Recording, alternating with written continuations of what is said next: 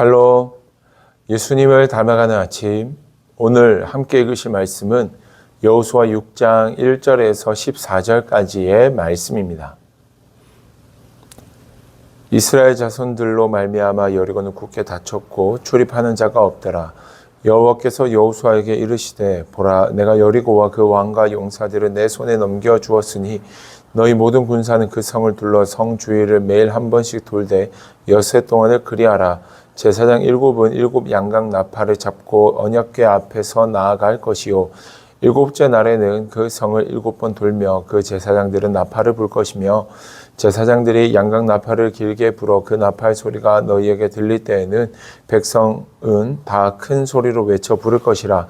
그리하면 그 성벽이 무너져 내리리니 백성은 각기 앞으로 올라갈지니라 하시매, 눈의 아들 여호수아가 제사장들을 불러 그들에게 이르되 너희는 언약궤를 메고 제사장 7은 양각 나팔 7을 잡고 여호와의 궤 앞에서 나아가라 하고, 또 백성에게 이르되 나아가서 그 성을 돌되 무장한 자들이 여호와의 궤 앞에서 나아갈지니라 하니라.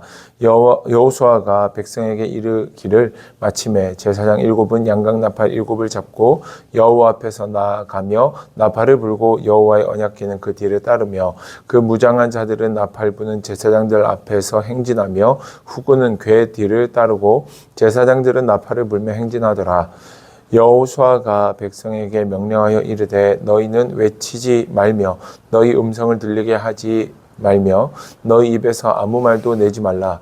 그리하다가 내가 너희에게 명령하여 외치라 하는 날에 외칠지니라 하고, 여호와의 궤가 그 성을 한번 돌게 하고 그들이 진영으로 들어와서 진영에서 자니라. 또 여호수아가 아침에 일찍이 일어나니 제사장들이 여호와의 궤를 메고 제사장 7은 양각 나팔 7을 잡고 여호와의 궤 앞에서 계속 행진하며 나팔을 불고 무장한 자들이 그 앞에 행진하며 후군은 여호와의 궤 뒤를 따르고 제사장들은 나팔을 불며 행진하니라. 그 둘째 날에도 그 성을 한번 돌고 진영으로 돌아오니라. 엿새 동안을 이같이 행하니라. 아멘. 하나님께서 여리고 성을 정복하기 위하여 여리고 성 주변을 6일 동안 하루에 한 바퀴씩 돌라고 합니다. 대신에 그 여리고 성을 돌 때에는 아무 말도 해서도 안 됨을 여호수아가 당부합니다. 언약궤를 메고 있는 제사장과 나팔을 들고 있는 제사장, 그들이 앞서가고 그 뒤로 백성들이 함께 돌며 6일 동안, 엿새 동안 여리고성 주변을 돌게 됩니다. 과연 이와 같은 방법으로 여리고성이 무너질 수 있을까? 우리가 분명 여리고성이 무너지는 결과가 나타났다는 것을 알고 있지만 사실 우리의 상식으로는 이해되지 않는 겁니다. 이 말씀을 묵상할 때마다 정말 놀라운 건 이스라엘 백성들 중에 그 어느 누구도 여호수아의 말에 토를 달거나 불만을 품는 자가 없더라라는 겁니다. 최고의 리더였던 모세가 나아가는 길 가운데서도 불만을 품는 자들이 있었는데, 오늘 본문의 여호수아가 행하고 있는 일에 대해서 누구도 어떤 말도 거들지 않습니다. 그저 순종하고 있습니다. 그러고 보면 이와 같은 순종을 이끌어내기 위해 어떻게 보면 작은 순종, 적진 앞에서 할례를 행하고 그 할례를 통하여 이제 하나님의 백성된 자들이 하나님 앞에 유월절을 지키는 그와 같은 일들을, 그리고 그보다 앞서서는 요단강을 순종으로 건너게 하셨는지도 모르겠다라는 생각이 듭니다.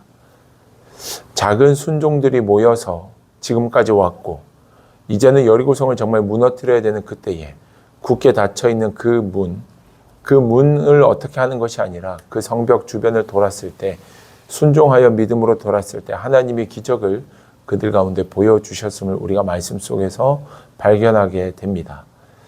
사랑하는 여러분, 만약 하나님께서 요단강을 건너는 기적, 그리고 적진 앞에서 할례를 행하고 유월절을 지키지만 아무런 해를 입지 않는 그런 순종을 통한 기적들을 보여주시지 않은 상태에서 이스라엘 백성들에게 이와 같이 여리고성을 돌라고 이야기를 했다면 불만을 품는 자들이 나왔을 수도 있을 것 같습니다.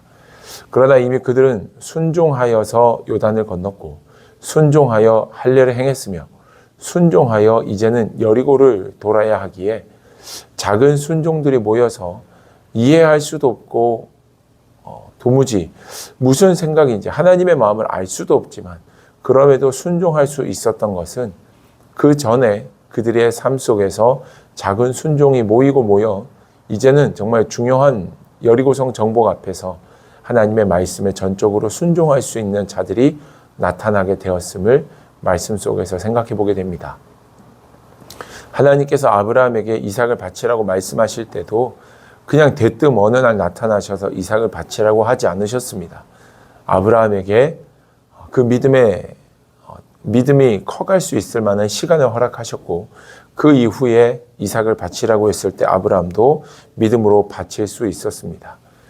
우리 모두는 하나님의 나라와 영광을 위해서 큰 귀한 사람들로 쓰임 받기를 원합니다. 그리고 하나님이 원하실 때 언제든지 얼마든지 순종하겠다고 또 결단하고 고백하며 우리는 살아갑니다.